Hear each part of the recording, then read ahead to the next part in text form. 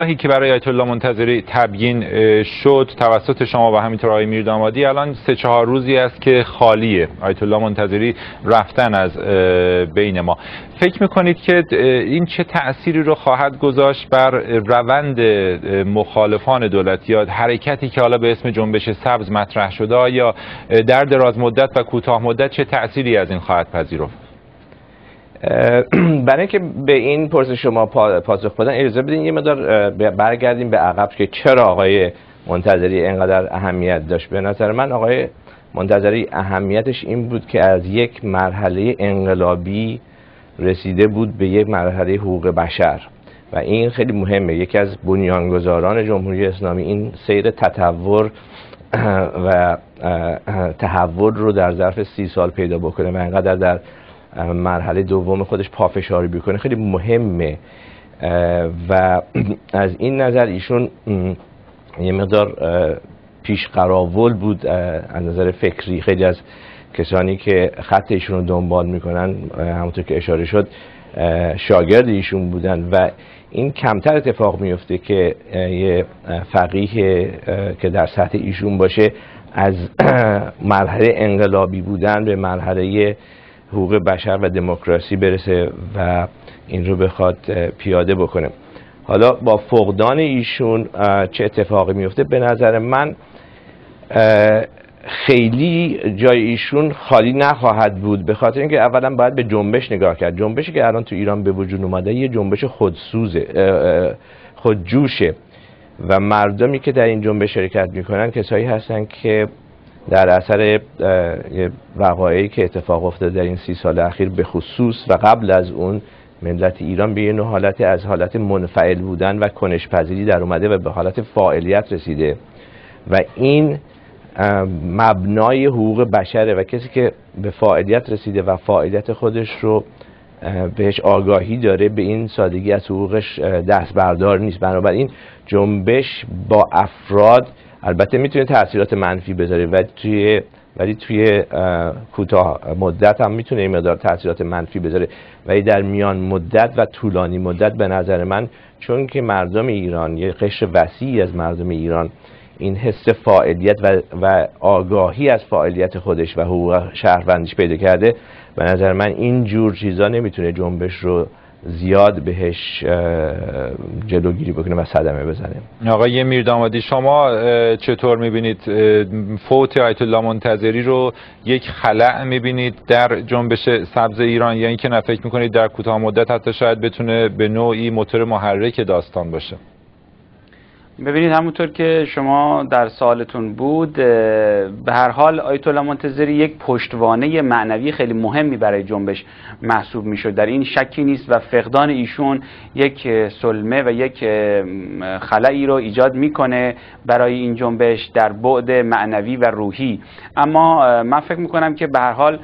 این جنبش یک شاکله مشخصی داره، یک اهداف مشخصی داره و یک روش مشخصی رو در پیش گرفته و با وجود رهبران جنبش که من فکر می‌کنم آیت الله منتظری بیشتر یک نقش حامی جنبش داشت، یک نقش پشتوانه روحی و معنوی این جنبش رو داشت و رهبران جنبش آقایان موسوی و کروبی در مرحله اول و بعد سایر عزیزان موجودن و انگیزه و عزمشون محکم و محکمتر شده و به راه خودشون ادامه خواهند داد و بدنه اجتماعی که همچنان اون مطالبات رو حفظ کرده و سرد نشده علیرغم تمام دستاندازها و مشکلات و سرکوبها و زندانها و شکنجه‌ها و همه اون مسائلی که بوده به راه خودش داره ادامه میده. من فکر می‌کنم المان‌های مختلف این جنبش همچنان در صحنه موجوده، اهداف موجوده، مطالبات همچنان زنده است، ولی یک پشتوانه معنوی بسیار مهمی در این حال از دست داده شده که در این حال خیلی مهمه، ولی باز یه بعد دیگه ای داره، این که بسیاری از نسل جوان ما با نام و آرا و اندیشه ها و شجاعت های آیت الله منتظری اتفاقا کمتر آشنا بودن به دلیل اینکه حاکمیت با سانسور دیدگاه های ایشون و عدم صدور مجوز برای کتب ایشون و منشورات ایشون مانع شده بود که نسل جوان پیوند بخوره به آرای آیت الله منتظری و اتفاقا فوت ایشون باعث شد که بیشتر این نام مطرح بشه و بیشتر نضج پیدا کنه اندیشه های ایشون و شجاعت ها و ابعاد گسترده شخصیت ایشون برای نسل جوان که موتور محرکه جنبش هم هستن اتفاقا بیشتر باز بشه. من فکر می‌کنم فوت ایشون در عین حالی که یک خسارت و یک خلایی رو ایجاد میکنه، در عین حال یک فضای جدیدی، یک راه جدیدی و یک نگاه جدیدی رو میگشایه و اندیشه ایشون رو پیوند میده با نسل جوان این جنبش و اتفاقا من فکر میکنم که بسیار چشمانداز امیدبخشی رو برای این جنبش داره، در عین حالی که عزادار و غمگین از دست دادن این بزرگ هست، اما در این حال از آراء او درس میگیره برای آینده خودش. آقای فرزین، در چند روز گذشته طیف وسیعی از نیروهای سیاسی در خارج کشور همینطور در داخل از افراد و گروه‌های مختلف، یعنی افرادی که واقعا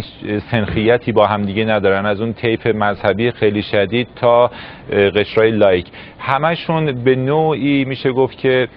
تحسین کردن نقش آیت الله منتظری رو در سالهای گذشته و متأثر شدن از فوت ایشون. فکر میکنید چه به اصطلاح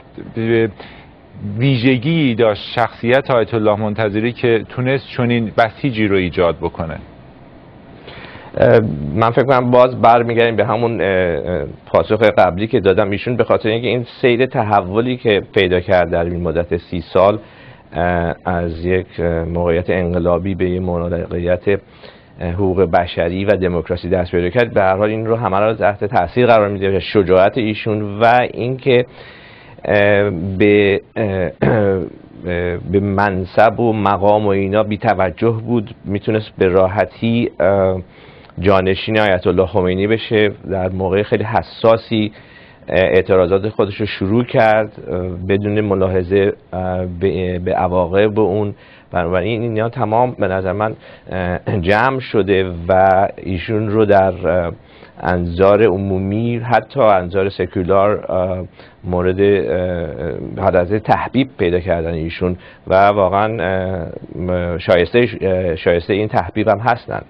آقای میردامادی، اشاره کردید به این که در واقع طرح آیت الله منتظری، آرای آیت الله منتظری در 3-4 روز گذشته بعد از فوت ایشون مجالی رو ایجاد کرده برای نسل جوانتر ایران که بتونن با آرای ایشون، با عقاید ایشون آشنا بشن، ولی یک بعد از شخصیت ایشون به هر حال الان مطرح نمیشه. در سالهای ابتدایی انقلاب ما میدونیم که در واقع چیزی که الان زیاد مطرح میشه نوع رفتاری هست که حکومت با آیت الله منتظری داشت، بحث خانه نشینیشون، بحث توهین‌هایی که به ایشون میشد، ولی همین رفتارها در سالهای اول انقلاب با مراجع دیگر شد، آیت الله شریعت مداری و مراجع دیگری که هم خانه نشین شدن، هم به هر حال دور شدن از صحنه سیاسی، حتی اجازه تدفین هم ندادن که مراسمی برگزار بشه به عنوان تدفینشون. یعنی رفتارهای شاید چه بسا تندتر، چه به لحاظ توهین‌ها و موارد دیگرش، و در اون ایام آیت الله منتظری در صحنه بودن و ما مخالفتی نشنیدیم از ایشون که چه بسا حتی بعضی از حامیان فی المثل آیت الله شریعت مداری ایشون رو متهم میکنن به اینکه به نوعی مشوق این ماجراها بودن. آیا فکر میکنید که اون وجه از شخصیت ایشون واقعا الان دیگه فراموش خواهد شد برای حالا نسل جوان یا نه مجال بحث هم خواهد داشت؟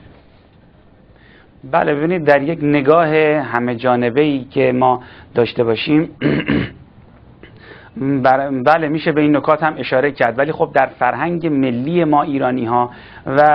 اعتقادی ما شیعیان داریم که فذکروا موتاکم بالخیر، در واقع از مردگانتون به نیکی یاد کنید. ولی حق با شماست، میشه اگر یک نگاه همه جانبه‌ای به ابعاد زندگی افراد داشته باشیم و حتی کسایی که اکثریت زندگیشون در راه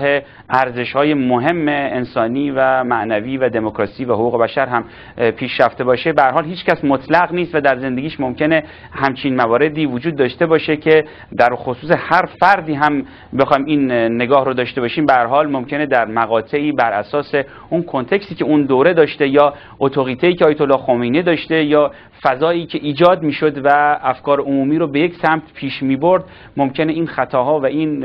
اهمالها حتی و یا کوتاهی‌ها در زندگی افراد بوده باشه که به طور مشخص در خصوص آیت الله عظما شریعت مداری و سایر مراجع و روحانیون بلندپایه‌ای که مورد ظلم جمهوری اسلامی قرار گرفتن و در همون مقطع آیت الله منتظری هم در مقامی رهبری بودن، حداقل در برابر اونها شاید اعتراض صریح و تندی ایشون صورت ندادن. این نکات قابل تأمل هست و وجود داره، اما به طور کلی ما در فرهنگ ملیمون یاد گرفتیم که از مردگانمون و از درگذشتگانمون تجلیل بکنیم، ولی اگر یک بررسی همه جانبه‌ای قرار باشه صورت بگیره، شاید در خصوص این مواردی که ذکر کردید و یا موارد دیگه